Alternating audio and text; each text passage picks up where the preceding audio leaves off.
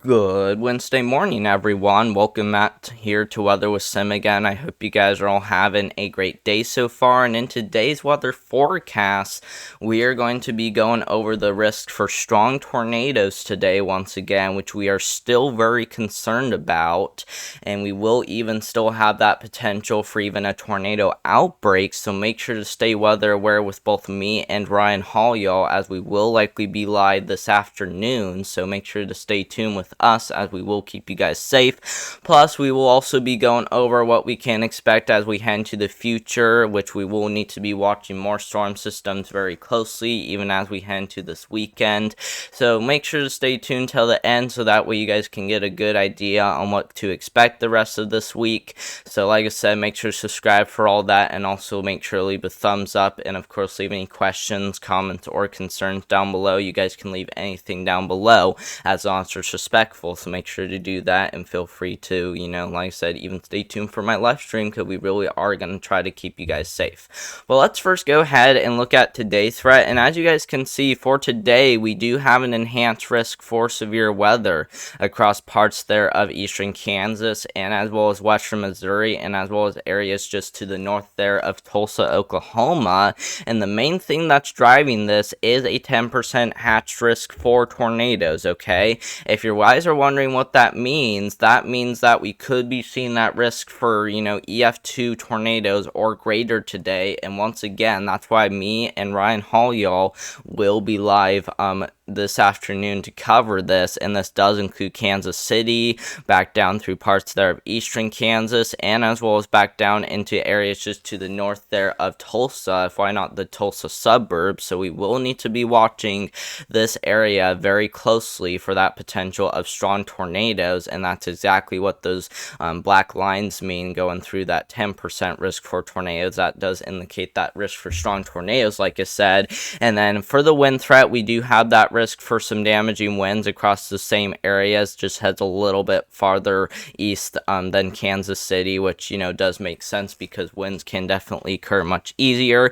And then for the hail threat, we do have that slight risk for large hail still, but I would not be surprised if we did end up seeing a hail threat get issued as we head into the next Storm Prediction Center outlook, which will probably be in about 30 minutes once I upload this video, so you guys can look at that just to see if they upgraded it or not, which I will too as well, and I'll let you guys know when we go live if this changed to a 30% risk for large hail, which obviously isn't a guarantee, but we will be watching it very closely though, as conditions do look to be favorable. And if we look at why we have that risk for strong tornadoes for today, it's because we do have still some very high significant tornado parameters across those exactly same areas. And I'm sorry if this is cut off a little bit, but we're talking a level 3 to 4 out of 10 for the significant tornado parameters, which is pretty much on the significant tornado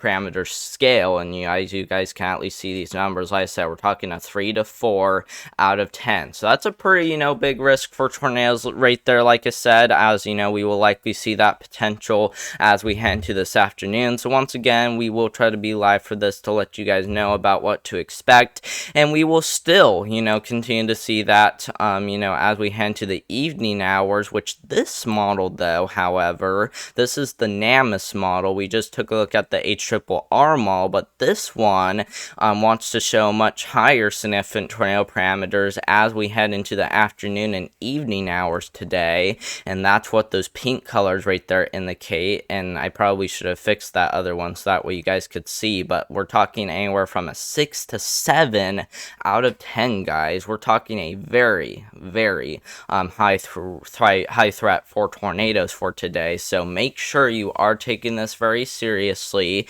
This does not mean you guys shouldn't be taking it seriously. You guys need to make sure you guys got that tornado action plan in place just in case, as once again we could maybe be seeing that potential for tornado outbreak. So once again, subscribe, and of course make sure to stay tuned for our live stream so that way you guys can stay safe from this potential tornado outbreak. Let's now go ahead and take a look at how these storms will play out this afternoon, starting off, with what we can expect before a line of storms form. And as you guys can see, we got a bunch of isolated cells around that could definitely be capable of producing tornadoes this afternoon. So make sure to be watching out for those closely. And then after those cells during the afternoon and evening hours today, we will likely see a line of storms form anywhere from Des Moines all the way down into Oklahoma City, with that potential for large hail, damaging winds, and we can't even rule out a few tornadoes, as lines of storms still can, but they mainly produce that damaging wind and sometimes even that large hail threat. They aren't usually as capable as producing tornadoes compared to supercells, but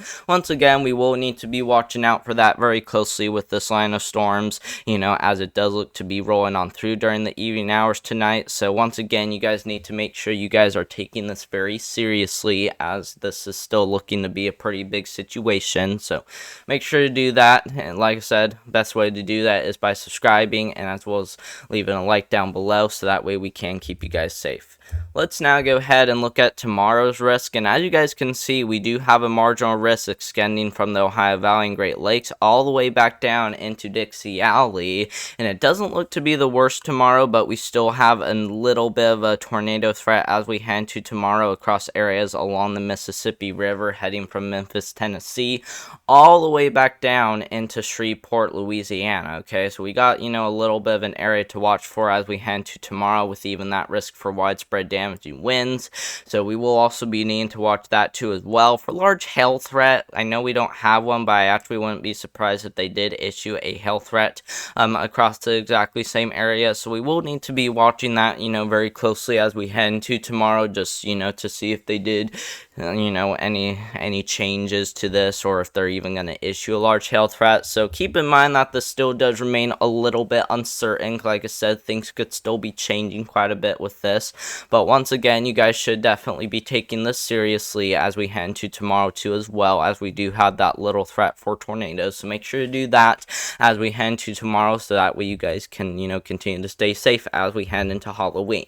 Let's now go ahead and look at Friday now as we head into the weekend. And for Friday this week, we do have a marginal risk for severe weather across western Texas, including the Amarillo area, all the way back into parts there of New Mexico. So once again, we will need to be watching these areas very closely, as another storm system looks to be forming, and as it does, this will have the potential to produce severe weather as we head into this weekend, which will be about 4 days out from now. And as you guys can see, we got two slight risks for severe weather, one across Amarillo on Saturday, and then another one heading from southeast Nebraska all the way back down into the Wichita Falls area. So 2 days that we do need to be watching very closely as we head into this weekend, and this is driven off a little sneaky storm system right there that will be capable of producing severe weather across this area right there, which is exactly where that slight risk is. So, we will need to be weather aware once again as we head into this weekend, as once again, you guys in the plains could maybe be at risk for maybe even a severe weather outbreak. It just depends on how exactly things play out, but keep in mind though that the still remains very uncertain by this point, but like I said, we will be keeping an eye on it very closely. Let's now go ahead and look at the total rainfall. This is anywhere from now all the way to November 11th, so we are kind of looking a little bit far out, but as you guys can see, we are expecting widespread amounts of anywhere from, 3 to even as much as 6 inches of rainfall across this entire area, but the areas that are expected to see the most rain is back over here into northeast Oklahoma, southeast Kansas, and as well as western Missouri, where we will have that potential for up there towards a foot of rainfall, guys, and that's what those yellow colors right there indicate. Now, keep in mind that this won't be falling all in one day, but this will definitely be, enough to very well saturate the soil during the next 10 days, so make sure to, be weather aware about flooding too as well, just in case any roadways floods, which probably isn't the main concern given the fact that we are still in some pretty big drought. But like I said, you guys should still be keeping an eye on that very closely, as we will likely be seeing well above average precipitation across both of those areas. So make sure to be aware about that as we head into November 11th. And of course, we will need to be watching more of these storm systems as we head into November, which we do look to have one as we head into November 6th. As you know, we will have a large storm system forming across these areas, which does include the plains and as well as the Midwest. So that will be one area to watch very closely as we head into November 5th. And then I apologize for that, by the way. And then as we head into November 5th, if this will even work, I'm not sure why it's doing that, but as we head into November 6th, we will continue to see that storm system persist into the Ohio Valley, still bringing that potential for some severe weather, and then we will continue to see another storm system form as we head into November 10th, so like I said, we will need to be watching this very closely. Let's now go ahead and take a look at what's going to be happening across the United States the next couple of days with these watches, warnings, and as well as these advisories. And as you guys can see, we do have a lot of watches, warnings, and advisories across parts there of the Four Corners region, as we do have freeze warnings currently in effect for each of those states. And we also do have some winter weather advisories and winter storm warnings in effect for a pretty big portion there of Wyoming and as well as Colorado. So we will be watching those areas very closely.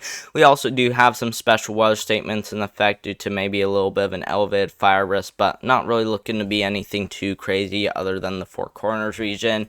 All other areas might be experiencing a little bit of a minor alert, but other than that, not really looking like a huge, day just yet, but we will likely see more warnings across this area get issued as we head into this afternoon, as, watches, warnings, and advisories will likely be issued during the severe weather and of course that potential for a tornado outbreak this afternoon, like I said. So it will obviously change a lot as we head into this afternoon, so make sure to keep an eye on that.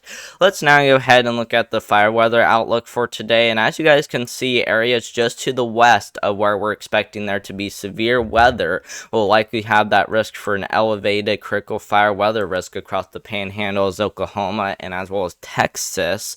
So this will be an area to really be keeping an eye on, as we are still continuing to see that risk for strong tornadoes during the same time. So we will need to be watching that area very closely this afternoon and as well as this evening, because like I said, it will pretty much be to the west of where we're expecting there to be severe weather. So, you guys will need to be paying attention the same time as we will be paying attention for the strong tornadoes. So make sure to be weather aware if you do live across that area. And if you guys are wondering about what's causing this, and I know this looks the same like yesterday, but that's because the drought monitor has not changed yet. It looks to be updating tomorrow, so we will let you guys know if we do see any changes in this drought. But as we head throughout today, like I said, we do have a lot of extreme droughts still ongoing across a lot of these areas, but I do expect a lot of these droughts over here to diminish, as we will likely be seeing a lot of storm activity across those areas. Same goes for Texas. We do have still a lot of droughts ongoing across these areas, and that's one of the reasons why we do have that critical fire weather risk currently in effect. And then for much of the northern United States, including parts there of the Ohio Valley, we do have a lot of severe, moderate, and as well as extreme droughts ongoing. But once again, especially this area is really needing the rainfall the most.